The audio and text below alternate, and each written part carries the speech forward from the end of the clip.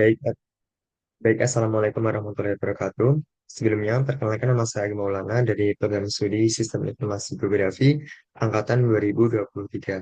Di sini saya akan menjelaskan tentang hasil praktikum dari saya, yaitu mengenai praktikum Instant Segmentation.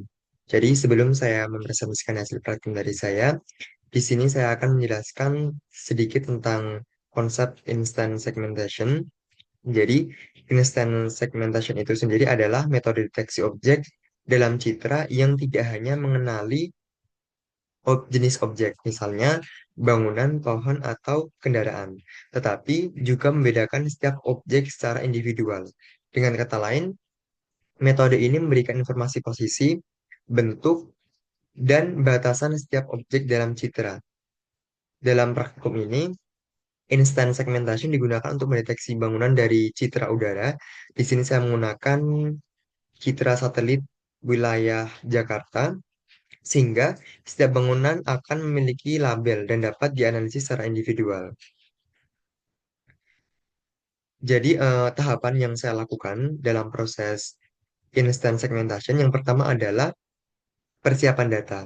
Jadi, di sini saya menggunakan data bangunan, wilayah Jakarta, ini sebagai training object, dan juga citra satelit wilayah Jakarta juga. Lalu selanjutnya adalah pelabelan objek. Jadi, setiap objek, setiap objek di sini saya berikan label kelas tertentu. Label ini bisa berupa angka atau kategori. Misalnya di sini saya menggunakan kelas, yaitu kelas 1 untuk bangunan. Jadi pelabelan ini bertujuan agar model dapat membedakan antara objek yang satu dengan yang lain. Sehingga ketika model dilatih, ia memahami batasan dan bentuk setiap objek. Lalu adalah pembuatan dataset training. Jadi, data training ini dibuat dari citra dan label yang sudah disiapkan. Dataset ini biasanya dipecah menjadi potongan-potongan citra atau image chips beserta labelnya yang nantinya digunakan untuk melatih model deep learning. Tahapan ini memastikan model mendapatkan informasi spasial dan visual yang cukup untuk sebagai training. Selanjutnya adalah pelatihan model deep learning. Jadi pada tahapan ini, dataset training digunakan untuk melatih model. Model planning akan mengenali model, akan mengenali pola, bentuk, dan lokasi objek berdasarkan label yang sudah diberikan. Jadi proses ini dapat digunakan untuk model bisa memahami perbedaan antara objek yang satu dengan yang lainnya dalam citra. Lalu selanjutnya adalah deteksi objek. Jadi setelah model dilatih, model dapat diterapkan pada citra baru untuk mendeteksi dan menandai setiap objek. Jadi setiap instance objek diberikan boundary polygon sendiri, sehingga model tidak hanya mengenali kelas objek, tetapi juga memisahkan setiap objek individu. Di sini saya menggunakan objek kelas lain, yaitu saya menggunakan bangunan di wilayah Bandung. Ini sebagai deteksi objeknya, sehingga hasil deteksi objek ini akan menggunakan ground truth atau memberikan informasi tentang akurasi, presisi, dan result dari model. Ini digunakan untuk evaluasi dan hasil uji akurasi, serta menilai seberapa baik model mampu memisahkan dan mendeteksi objek secara individual. Jadi, sebelum kita melakukan pelatihan model, salah satunya adalah kita membuat training model dari citra udara yang telah dimiliki. Proses ini sebagai ekstrak training data. Hasil dari ekstrak training data ini yaitu adalah sebuah folder. Jadi ini adalah hasil dari ekstrak training data. Di sini ada folder, di sini ada image dan label, dan di sini juga ada S3 accumulate, ada S3 model, ada maps, dan ada stats. Yang pertama di sini adalah folder image. Jadi ini berisi potongan-potongan image chips dari foto udara yang telah dipotong sesuai objek yang terdeteksi. Jadi setiap file citra ini memiliki nama yang unik. Misalnya di sini 00001.tif yang memudahkan pemetaan antara citra dan labelnya. Yang kedua, di sini ada folder labels. Jadi, ini berisi label yang menunjukkan kelas dan batas objek untuk setiap citra di folder image. Jadi, label ini biasanya berupa polygon yang menandai posisi dan bentuk objek secara presisi. Jadi, label inilah yang menjadi dasar model untuk melakukan instant segmentation karena setiap objek harus diidentifikasi secara individual. Lalu di sini juga ada file statistik dan definisi model di sini. Jadi Esri accumulate stats ini berisi statistik dari dataset, misalnya jumlah objek per kelas dan ukuran citra. Lalu di sini ada Esri model definition. Ini file definisi model termasuk informasi kelas dan format input data. Lalu di sini ada map.txt menyimpan informasi tambahan tentang citra dan label untuk mempermudah proses training. Dan juga di sini ada stats. Ini juga untuk mempermudah proses training. Selanjutnya, di sini juga ada hasil model matrix.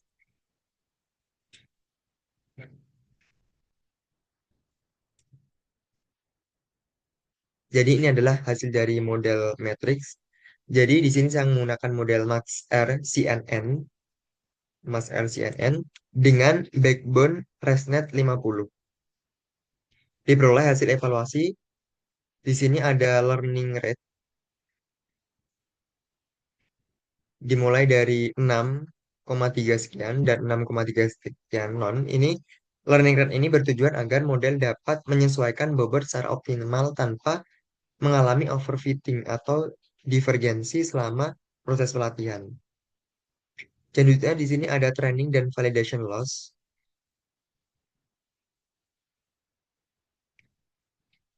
Jadi grafik loss ini menunjukkan bahwa nilai loss pada data pelatihan ini menurun secara signifikan pada awal pelatihan. Kemudian cenderung stabil mendekati nilai 1.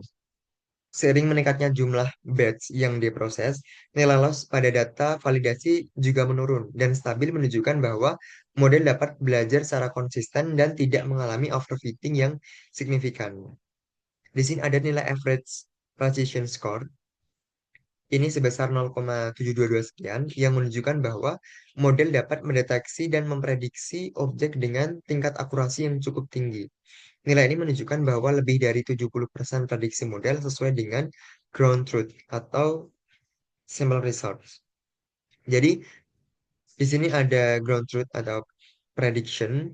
Jadi, hasil prediksi model dibandingkan dengan ground truth ini menunjukkan bahwa model dapat melakukan segmentasi instance dengan cukup baik. Jadi, setiap objek pada citra dapat diidentifikasi secara individual dan batas objek diprediksi dengan akurasi yang baik. Lalu selanjutnya di sini ada hasil deteksi objek. Ini adalah hasil dari deteksi objek. Ini adalah hasil deteksi objek berwarna hijau dan objek aslinya adalah berwarna ungu. Jadi, deteksi objek ini bertujuan untuk mengidentifikasi setiap bangunan secara otomatis dan memberikan informasi mengenai posisi serta bentuk objek yang terdeteksi. Jadi dari hasil yang ditunjukkan, ini bangunan tertentu. Setiap bangunan ini telah berhasil dideteksi ditandai dengan poligon berwarna hijau. Sedangkan poligon yang berwarna ungu ini adalah objek asli. Ini menunjukkan tingkat keyakinan model terhadap objek yang terdeteksi. Lalu yang terakhir di sini ada hasil yang menjelaskan tentang hasil dari uji akurasi. Ini adalah hasil dari uji akurasi. Nilai dari map ini adalah 0,5 banding 0,95 yang diperoleh relatif sangat rendah yaitu 0,002924 yang menunjukkan bahwa performa model di dalam mendeteksi objek masih kurang optimal. Di sini pada ambang batas IOU lebih besar sama dengan 0,5 ini diperoleh presisi sebesar 0,059 dan result sebesar 0,3077. Nilai ini menghasilkan F1 skor 0,0998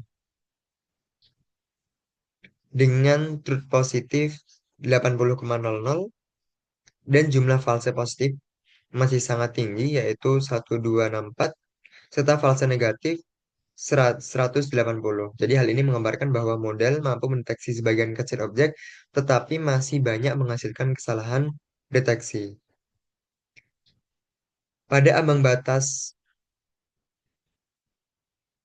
IOU lebih besar sama dengan 0,7500, kurva ini menurun drastis dengan precision 0,015 dan Rizal 0,0077 yang berarti model hampir tidak mampu mendeteksi objek dengan baik pada tingkat ketelitian yang lebih tinggi. Lalu pada ambang batas IOU lebih besar sama dengan 0,95, ini nilai precision result sama-sama 0. Sama-sama 0, menandakan model sama sekali tidak berhasil melakukan deteksi yang sesuai dengan toleransi IOU yang ketat. Jadi, grafik precision result yang ditampilkan ini memperlihatkan kurva yang sangat rendah dan mendekati sumbu bawah, yaitu menunjukkan bahwa performa model masih belum optimal. Sehingga dari hasil uji akurasi ini dapat disimpulkan bahwa model deteksi yang digunakan masih memiliki akurasi sangat rendah dan perlu dilakukan perbaikan baik dari sisi kualitas data latih seperti jumlah, variasi, dan anotasi yang lebih baik atau parameter training seperti epoch, learning rate, augmentasi data, dan lain-lain. Mungkin cukup sekian presentasi dari saya. Jika ada salah, saya mohon maaf. Wassalamualaikum warahmatullahi wabarakatuh.